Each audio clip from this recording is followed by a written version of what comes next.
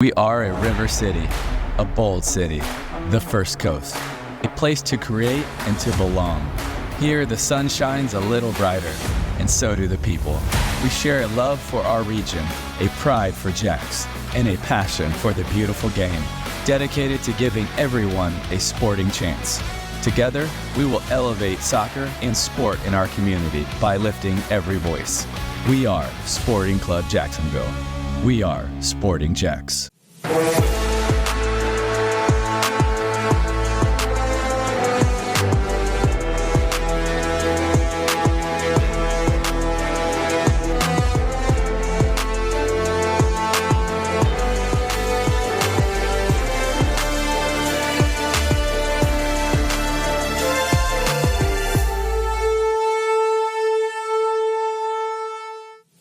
Hello and welcome into the Sporting Jacks Report. I'm Cole Pepper. Emerson Burris will be along shortly. What a week for the club. A major announcement about a future home, major honors for the women's team, a kickoff event for the men, and today the season begins in the USL Championship. Let's start there. Tonight at 7:30, Sporting Jacks kicks off the first season for the men's pro team with a matchup with Hartford Athletic at Hodges Stadium. Hartford's coming off the most successful season in club history. Last year, they won the USL Cup, then called the Jägermeister Cup. Hartford topped Sacramento Republic in the finals to earn the hardware. This season, they return a dozen players from that team and have added a couple of potential impact players, including forward Augie Williams, the active goals leader in the USL Championship, and midfielder Barry Coffey, who scored 26 goals in Ireland last season. Should be a good test to start the season and one that the squad is looking forward to. Yeah, I think it's more we're just looking forward to it with excitement. We're obviously playing against a really established, really well-drilled, a team that's consistently done well, or a manager that's worked at this level for a long period of time and had loads and loads of success. So, but we can only concentrate on us and we're clear in the work that we're going to do. And excited for the very first game. It's a piece of history, so we're very fortunate to be involved in it. Very fortunate to be the head coach in it, and I'm just really looking forward to seeing how we perform and how we react, because there's always going to be a bit of nerves and a bit of apprehension from the players, because it's a first, it's a new group. But I think you've always got a choice what you do with these things in life. You can shy away from that. You can get can make you a wee bit uneasy, or you can embrace it and you look to take it on. No, I think there's a lot of excitement going on. I know the boys are fired up. Inaugural start of the season coming up on Saturday. We've been working hard, trying to, get everything dialed in and defensively and work on finishing our chances and, coming out with the win on Saturday. We're going to be exciting. We're all unique in our own ways, so we're going to try to show that on the pitch while playing together. So it's honestly just been trying to get to know each other as a group off the pitch. So then that's just been going into the game itself. All right, here's what you need to know for this evening's inaugural match. The evening starts off with the opening of the fan zone outside of Hodges Stadium at 5 o'clock. Gates open at 6, and the first 500 fans will get a Sporting Jacks Adidas rally towel. Also, Sporting Jacks co-owner Fred Taylor will host a meet and greet at 6. At halftime, rising star Madison Hughes will perform. And for those of age, you can enjoy dollar beers. It's going to be quite an evening as Sporting Jacks kicks off the season. Here are some other key dates to be aware of for Sporting Jacks moving forward. After tonight's regular season opener, the team will go on the road to take on Rhode Island FC. Rhode Island, by the way, a team that had to postpone their season opener this weekend because of snow in the area. Hopefully everything will have thawed out by then. Then the next home match for Sporting Jacks, March the 25th, as Miami FC comes to town. Start that rivalry. And then March the 28th, away against Pittsburgh Riverhounds, the defending champions. That's the way the month of March lays out for Sporting Jacks. We also learned this week that 2 of the Sporting Jacks home games will be broadcast nationally. May 27th, home against San Antonio FC. That will be on CBS Sports Network, a 7:30 kickoff. And the matchup with those defending champs at home, the Pittsburgh Riverhounds, on July 15th, will also be carried on CBS Sports Network. The entire country will be able to see what Sporting Jacks is building here on the First Coast. This week began with a huge announcement about the club's future. On Monday at a press conference featuring Chairman Ricky Kaplan, co-owners Tim Tebow and Fred Taylor, and new president of Sporting Jacks Development Company, Michael McNaughton, the club announced the location for the future stadium and mixed-use development. It will be just north of the St. John's Town Center, right in the middle of Duval County. Here's a look at the first renderings. The plan calls for a 15,000 capacity stadium, plus nightlife, entertainment, dining, and some residential perhaps as well. It's all a part of finding a new long-term permanent home for Sporting Jacks in one of the most visible locations in all of Jacksonville. I got goosebumps. This has been a vision that is not small, and I don't think we ever dreamed a site like this was available. We tried really hard, had some places we got really close on, but God had a plan the entire time, and so we're grateful to have found this place. You have downtown, you have town center, you have the beaches. This area where the colleges are, the residential neighborhoods, great quality residential neighborhoods, we could use that joke. I just think it's going to be great to have a sports district here. So if you're not in the mood to just commute downtown, you could pit stop right here. So we identified the site. We've had it under contract for about 8 months now. We've completed all of our investigation. One thing has come back resoundingly clear, and that is this location is highly desirable, not only to the future tenants of the project, but also in its accessibility and prospects for fan engagement. So we're really excited about that. As for the women, they're getting 3 weeks off from league play after the 3-0 victory over Lexington to secure the top of the table. The women are back in action on March 14th at Fort Lauderdale and will be back home on March 28th against Spokane. Let's take a look at some of the things that have happened with regard to this women's team to this point of the season. The superlatives are outstanding. Here is a list of leading goal scorers. Of course, Ashlyn Puerta atop the league with 11 goals, just 2 shy of the league record with 10 matches to play. And Paige Kenton tied for 4th in terms of goals. These two have been among a number of stars for Sporting Jacks this season. But it's not just goals. How about the assist numbers? Meg Hughes and Paige Kenton atop the league with 6 assists each. And there's Puerta, just 1 assist back with 5. So her combined 16 goal contributions have been the best the league has ever seen, tied for the record at this point. It's not just assists, it's also the goalkeeping. Caitlin Parks leads with clean sheets, 7 so far for the Sporting Jacks goalkeeper. And talk about a team that moves the soccer ball. Look at the passing numbers here. We'll show you.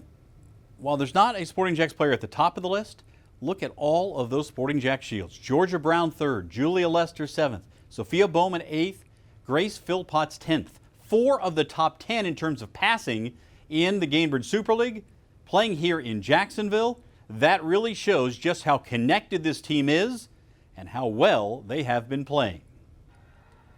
Sporting Jacks accomplishments are being recognized around the league. Caitlin Parks named as the Player of the Month for February.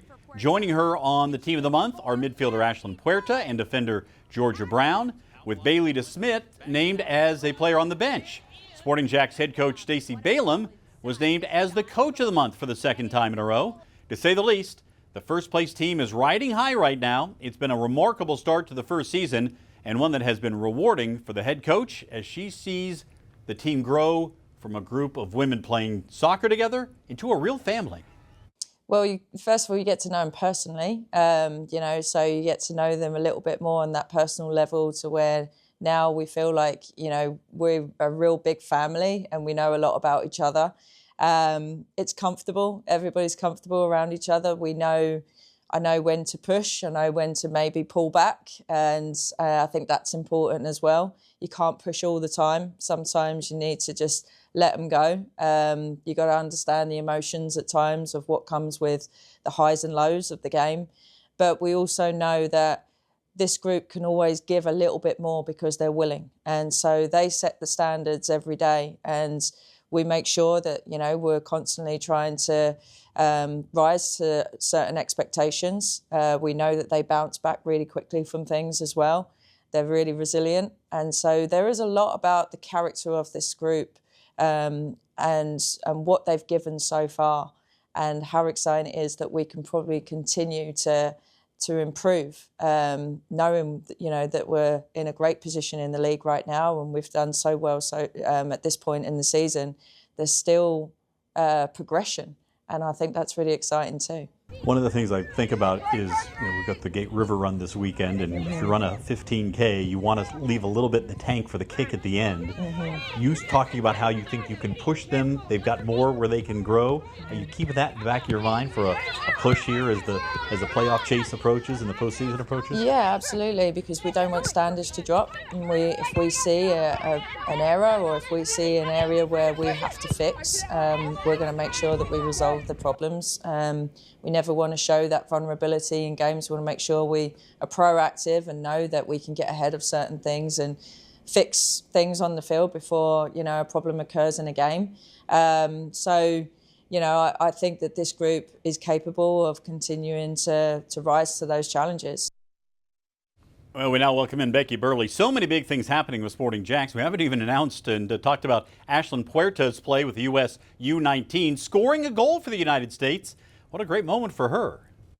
Absolutely. She's just getting so many great opportunities in her young career, whether it's Sporting Jacks and the stage that she's on there, or the stage that she's on with the U.S. national team. I just feel like she's just adding to her, not even her resume, but more her experiences in a way that's just like taking her to another level.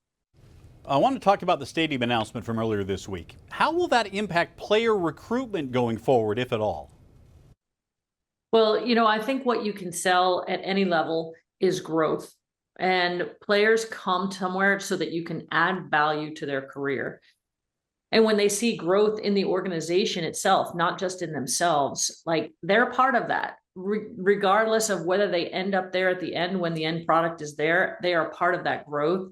And to me, like, that is very exciting. Jacksonville is a destination. I've been saying this since the announcement came that Jacksonville was going to have a Super League team and a USL men's team. Like, it is a destination. And I think now with this stadium announcement, it's just become even more so. Becky, thank you. Sporting Jacks women making a push to the playoffs, and you can be a part of it. The Push to the Playoffs bundle includes tickets to all 4 remaining home games, including the March 28th matchup with Spokane. Be a part of history and cheer the women on to the postseason. Get your Push to the Playoffs pack today by calling 904-863-KICK or logging on to sportingjacks.com. Season tickets are on sale now for the Sporting Jacks men's team.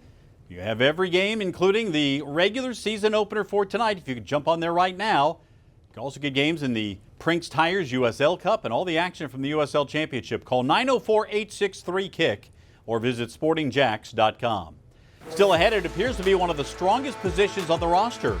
We meet one of the Sporting Jacks goalkeepers who's ready to make a difference in the team's first season. That's next as the Sporting Jacks Report rolls on.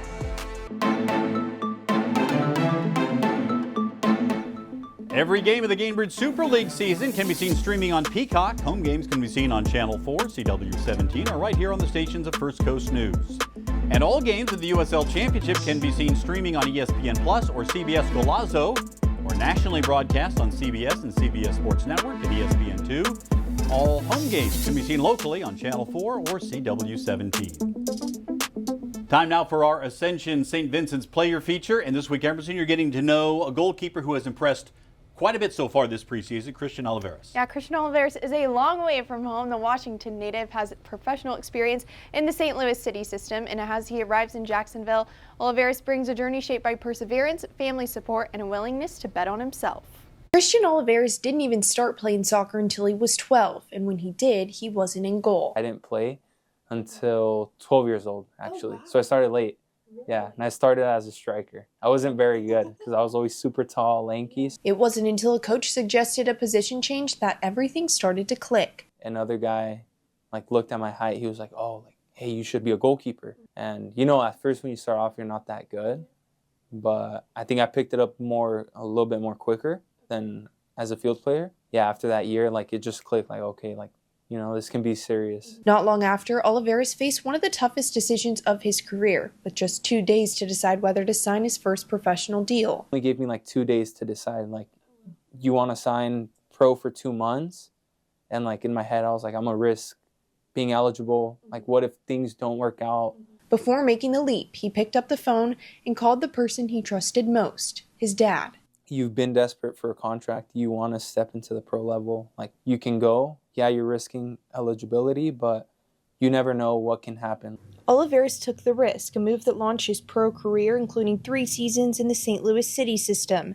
Now in Jax, having a few familiar faces from St. Louis has made the transition easier. I think it's much easier. The transition here was a little easier. I think having those guys here, it was just a little bit more relaxing. And for Oliveris, the opportunity to be part of something brand new was a challenge he couldn't pass up. I think I was looking for a new challenge, and just the project that everyone laid out of Sporting Jax. It was just a really exciting project they were presenting, and what they want to do. And recently announcing the new stadium, I think it's really good, not just for the players, but for the community. So it's something I look forward to. Oliveris told me he is so excited for tonight's match and ready to bring a vocal leadership presence in goal as Sporting Jax continues to their inaugural game. He's been really good in the preseason, as has, by the way, that entire goalkeeping group. I think that's an area to really focus on for Sporting Jax. Emerson, thanks so much. There's still time for you to get your tickets for tonight's season opener. We are expecting a big crowd at Hodges Stadium, so don't wait. Go to sportingjax.com or call 904-863-KICK to be a part of history tonight. Coming up, a state title for a local high school soccer team. How the Barracudas captured the crown. That's next as the Sporting Jax Report continues.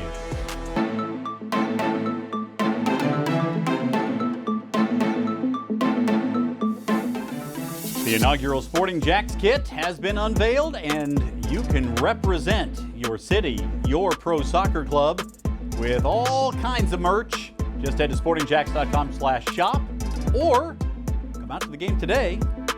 Also use that QR code on your screen to get some Sporting Jax merchandise and rep your team.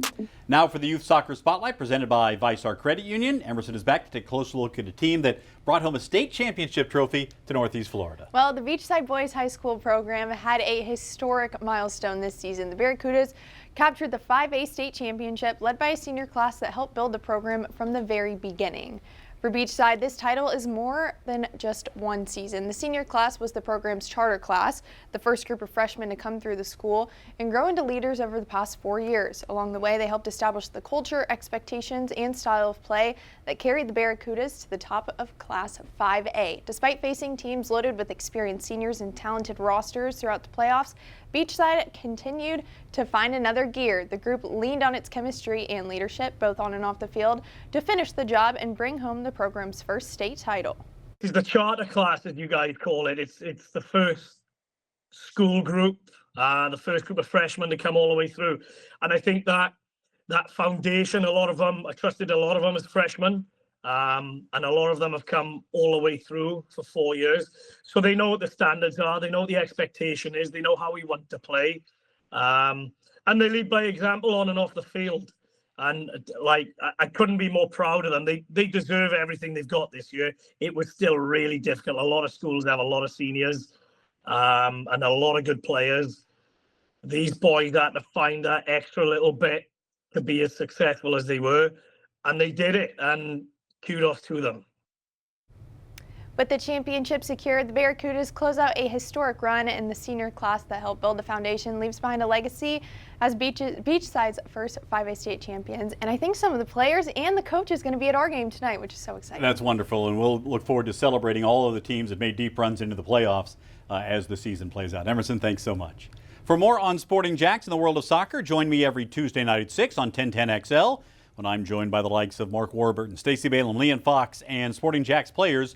It's the Sporting Jax Coaches Show presented by Honda of the Avenues. You can listen on air on 1010 AM, online or on demand at 1010XL.com. And for behind-the-scenes conversations about Sporting Jax, join Emerson, Tony Allegretti, and me on the Sporting Pod. You can subscribe wherever you find your favorite podcasts. A new episode drops each and every week. Still to come, how the men's team is getting into the community. That's next, right here on the Sporting Jax Report.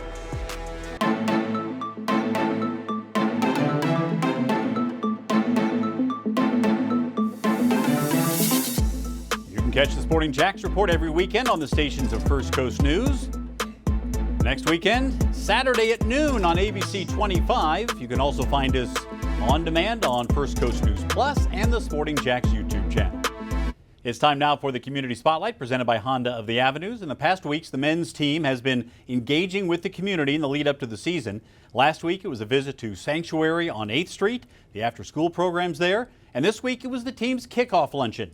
On Thursday, hundreds gathered at the WJCT studios to meet the team, hear about plans for the future, and get some autographs. It was a great day of celebration that sets up the season opener today.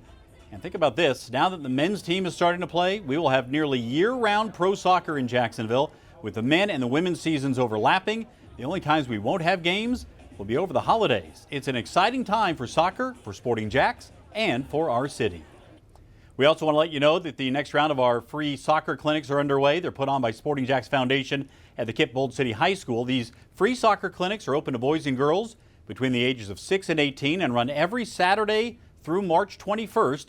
Again, the clinics are free, but registration is required. Just go to sportingjacks.com/foundation to register your child for next week's clinic. After today's game, the next home match for Sporting Jacks comes up on March the 25th when Miami FC comes to town to begin that leg of the Florida rivalry. Tickets for the game are on sale now at sportingjacks.com. If you can't make it out to Hodges Stadium, you can watch the game on CW17 and streamed on CBS Golazo. And for everything with Sporting Jacks, be sure to follow us on social media. We have everything for you for your pro soccer team on X, Instagram, Facebook, YouTube, and TikTok. And by the way, this is a big year, 2026. We are now less than 100 days away from the World Cup. Just 98 days till the eyes of the world turn to the biggest sporting event on the globe here in the United States, Canada, and Mexico. It is going to be quite the summer of soccer. And it is going to be quite a day today at Hodges Stadium as Sporting Jacks kicks off the inaugural season in the USL Championship against Hartford Athletic. We'll have highlights and reaction next week and throughout the week as well. It is something to see. It has been a long road to this point, and now here we go. Pro soccer back in Jacksonville on the men's side. We hope to see you at Hodges Stadium. For Emerson Burris, I'm Cole Pepper. We'll see you next week right here on the Sporting Jacks Report.